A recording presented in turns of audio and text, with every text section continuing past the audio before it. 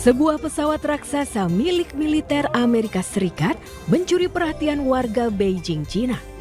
Pesawat ini membawa perlengkapan keamanan tingkat tinggi Amerika Serikat, salah satunya mobil limusin presiden.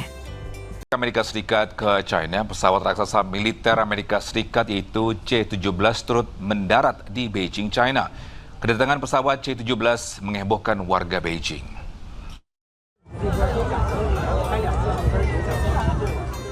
Sebuah pesawat raksasa milik militer Amerika Serikat mencuri perhatian warga Beijing, Cina. Pesawat ini membawa perlengkapan keamanan tingkat tinggi Amerika Serikat, salah satunya mobil limusin presiden. Pesawat militer Amerika ini datang bukan untuk operasi tempur. Sang pilot malah mempersilahkan warga untuk mengambil foto pesawat dan juga dirinya yang bergaya santai di bagian sayap pesawat.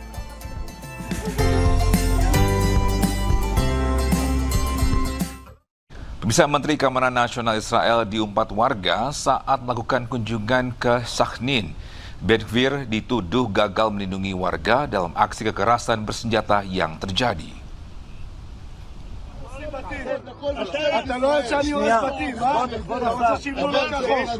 Menteri Keamanan Nasional Israel Itamar Ben Gvir melakukan kunjungan ke Sakhnin pada hari Selasa yang memicu kemarahan warga. Ben Gvir bergerak di bawah pengawalan polisi yang ketat dan terlibat dalam perselisihan verbal dengan penduduk setempat.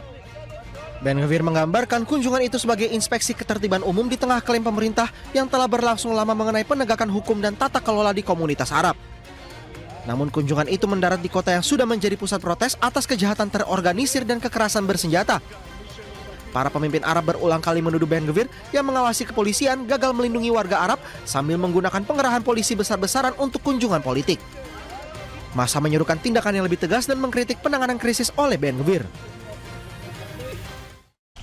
Bisa sebanyak 8 relawan delegasi Indonesia memulai pelayaran menuju Gaza. 8 orang tersebut terdiri dari 5 relawan Indonesia, serta 3 awak media yang akan mendobrak blokade Israel.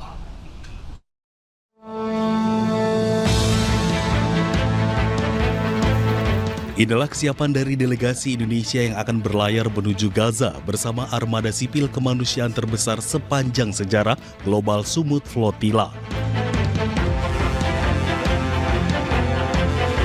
Setibanya di Pelabuhan Albatros, Mamaris, Turki, delegasi Indonesia mengawali perjalanan dengan membaca doa bersama agar diberikan keselamatan dan keteguhan selama berlayar.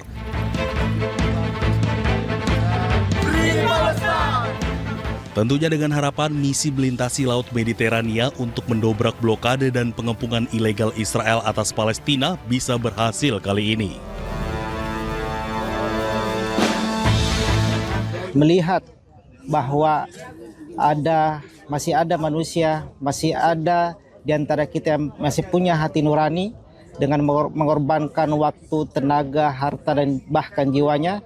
Olehnya dengan penuh kesiapan insya Allah kami bersama delegasi Indonesia yang terdiri dari 7 orang insya Allah menyatakan telah siap, dan olehnya kami memohon doa dan dukungan sahabat semua, terkhusus kepada pemerintah Indonesia untuk terus memberikan perhatian tidak hanya kepada kami yang berlayar, akan tetapi kepada rakyat Palestina, kepada Gaza yang hari ini masih mengalami penjajahan dan genosida. Sedikitnya Global Peace Convoy Indonesia mengirimkan 8 orang peserta untuk menjadi perwakilan Indonesia, 3 diantaranya merupakan awak media.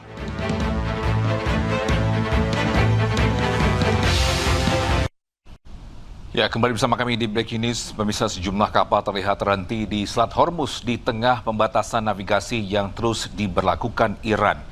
Iran mengatakan akan mengizinkan kapal lewat jika mereka bekerja sama dengan Angkatan Laut Iran.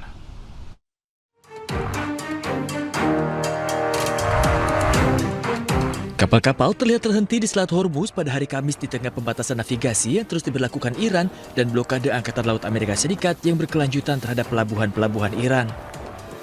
Kapal dan tanker minyak terdampar di laut, beberapa di antaranya membawa kontainer sementara yang lain tampak kosong. Televisi pemerintah Iran mengumumkan bahwa Teheran telah mengizinkan 30 kapal untuk melewati Selat Hormuz sejak Rabu malam. Menteri Luar Negeri Iran Abbas Araghchi mengatakan Selat Hormuz tetap terbuka untuk pelayaran komersial asalkan kapal-kapal tersebut bekerja sama dengan Angkatan Laut Iran. Hal ini terjadi setelah Presiden Amerika Serikat Donald Trump menolak tanggapan terbaru Iran terhadap usulan kesepakatan yang bertujuan mengakhiri perang. Ia mengancam akan melanjutkan Project Freedom dan berulang kali menyatakan bahwa Amerika Serikat akan melanjutkan blokade terhadap pelabuhan-pelabuhan Iran.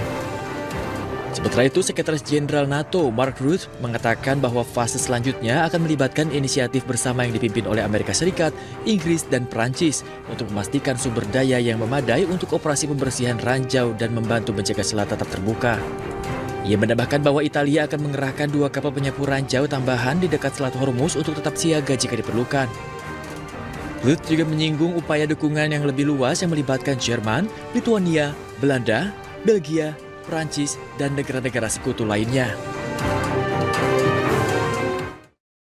Pemirsa, armada nyamuk Iran menantang Angkatan Laut Amerika Serikat di Selat Hormuz. Armada nyamuk ini dirancang untuk mengganggu, mengerubung, membingungkan, dan mengacaukan pelayaran.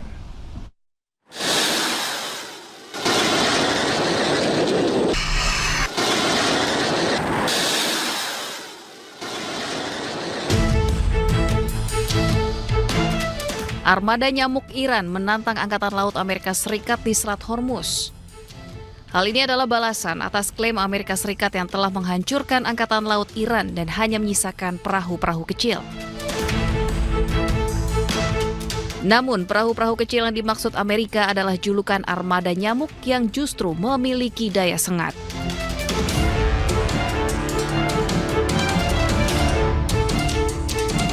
Ukuran perahu cepat jauh lebih kecil dari kapal tempur Angkatan Laut AS atau kapal tanker minyak.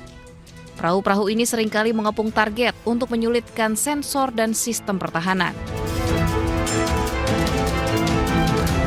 Taktik ini efektif pada jalur perairan sempit seperti Selat Hormuz karena target besar tidak bisa bermanuver dengan mudah. Meskipun kecil, armada nyamuk dilengkapi persenjataan berat termasuk senjata mesin, roket, ranjau laut atau rudal anti kapal.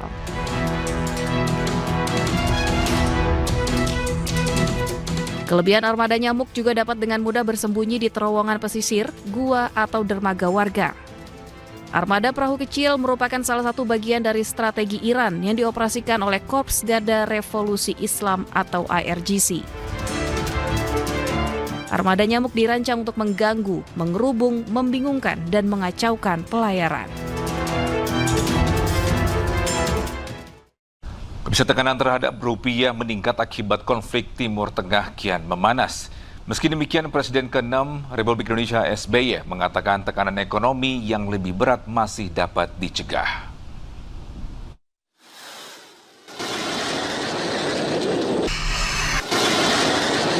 Pengamat ekonomi mata uang dan komoditas Ibrahim Aswabi mengatakan pelemahan kurs rupiah dipengaruhi ketegangan di Selat Hormuz yang kian memanas. Tak hanya itu, konflik yang terjadi di Timur Tengah semakin membuat indeks dolar mengalami penguatan sehingga berdampak terhadap kenaikan harga minyak mentah. Salah satunya adalah faktor eksternal yang masih menyelimuti ya pikiran masyarakat secara global, yaitu adalah perang di Timur Tengah, ya terutama adalah di Selat Hormuz. Ya, kita tahu bahwa gencatan senjata, udar, ya proposal-proposal yang diberikan oleh pemerintahan Iran ya ditolak oleh pemerintahan Amerika karena lebih menguntungkan dari Iran sendiri. Nah, sehingga apa? Sehingga blokade Selat Hormuz masih terus dilakukan oleh Iran. Kemudian Amerika pun juga terus melakukan blokade di wilayah Laut Oman yang memasuki laut internasional. Sehingga apa? Sehingga transportasi LPG ya gas alam maupun minyak mentah ini terhambat total, 20% terhambat total, dan ini akan berdampak terhadap penguatan indeks dolar dan menguatnya harga minyak mentah dunia. Sementara itu, melalui media sosial X, Presiden ke-6 RI Susilo Bambang Yudhoyono mengaku mengikuti perkembangan dan dinamika pasar. Ia mengatakan dinamika pasar modal maupun pasar uang kurang menggembirakan, namun menurutnya tekanan ekonomi yang lebih berat masih dapat dicegah.